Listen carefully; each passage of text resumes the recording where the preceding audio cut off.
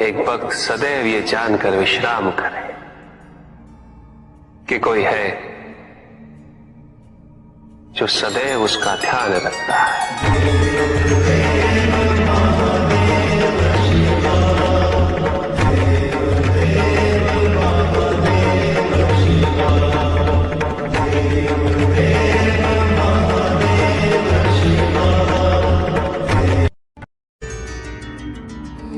भक्त की भक्ति और उसकी श्रद्धा से प्रसन्न होगा। उसके आराध्य उसे दर्शन अवश्य देते, किंतु कब, किस रूप में और किस परिस्थिति में,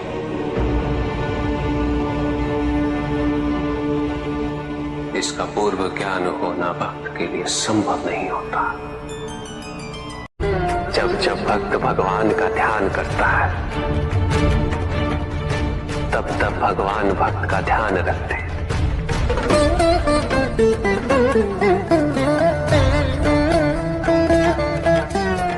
किंतु जिस क्षण भक्त भगवान का ध्यान नहीं करता,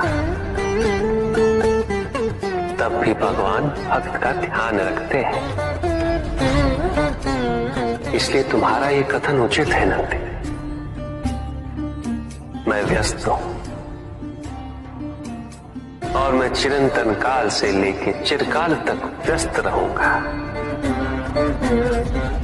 प्रत्येक क्षण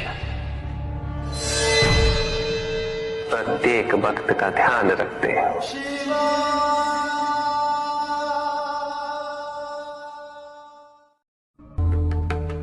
जिसके कारण स्वार्थ, विनाश, क्रूरता, अशांति और भय में वृद्धि हो,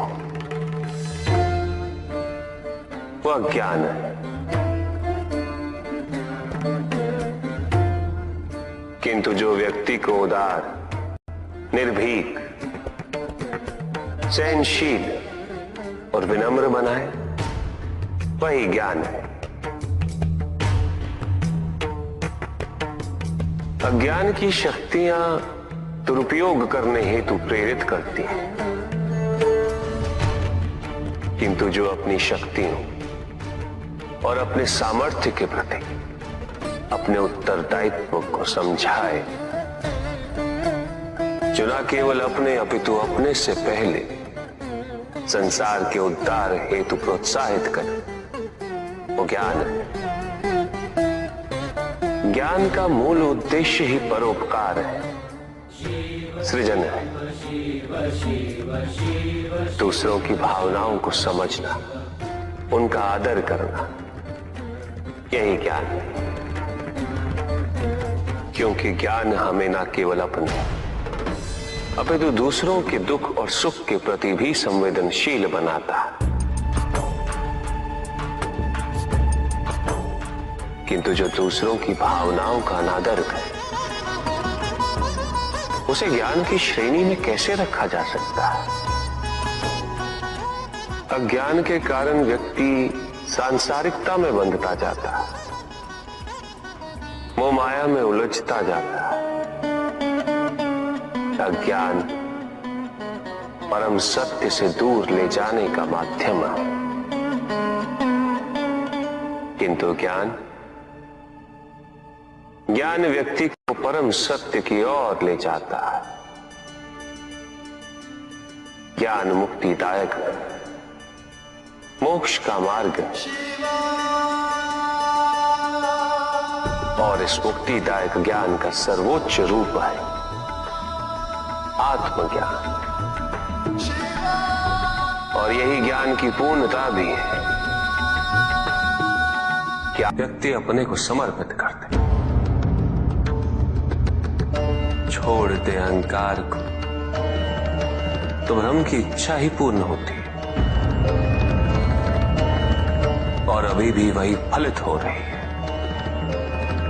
ऐसा नहीं है कि हम उससे भिन्न फलित करा लेंगे, लेकिन व्यक्ति भिन्न फलित कराने में लड़ेंगे, टूटेंगे, नष्ट हो। कुछ भी सुनने और समझने के लिए मन का मौन रहना आवश्यक है। किंतु मन मौन रहना नहीं जानता। वो तो निरंतर कुछ ना कुछ कहता रहता। प्रतिपल शब्दों का आक्रमण चलता रहता है मन पर,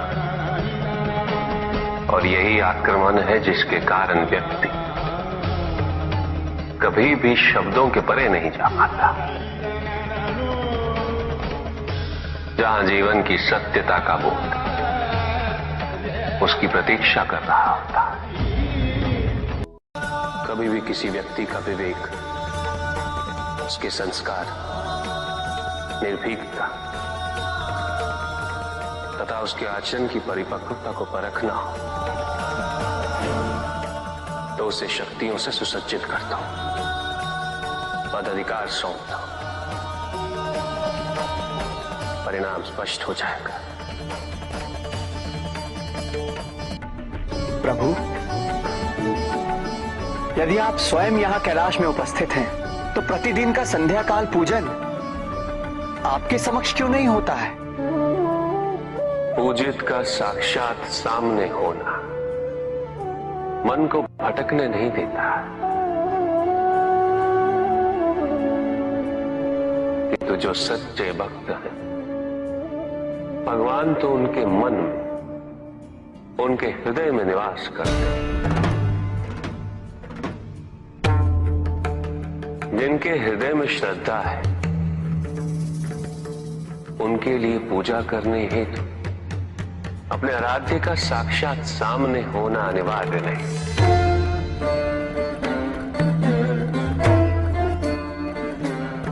वो तो अपने मन के नेत्रों से प्रतिपल उनके दर्शन पा रहे हैं।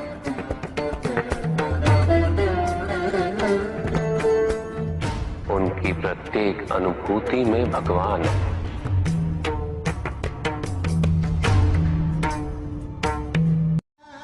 सुख आंतरिक होता है, संतोष आंतरिक होता है। उन्हें बाहरी तत्वों से रेखांकित और परिभाषित नहीं किया जा सकता, आकार से नहीं पाया जा सकता। आकार के आधार पर केवल अहंकार ही उत्पन्न होता है, क्योंकि आकार से तुलना करने का संदर्भ प्राप्त हो जाता है। यदि तुम्हारा आकार छोटा है तो तुमसे भी छोटा कोई ना कोई अवश्य होगा, और यदि उसी प्रकार तुम विशाल हो तो तुमसे भी विशाल इस संसार में कोई ना कोई अवश्य होगा। इसीलिए शरीर या आकार की तुलना करना कभी भी शाश्वत सुख का आधार नहीं बन सकता। युद्ध किसी व्यक्ति से नहीं गणेश, मानसिकता से होता। युद्ध में संघर्ष अच्छाई या बुराई का नहीं होता, सभी में अच्छाई है और बुराई भी है पुत्र। युद्ध तो विचारधाराओं का होता है। व्यक्ति अपने पराक्रम पर, अपनी क्षमता पर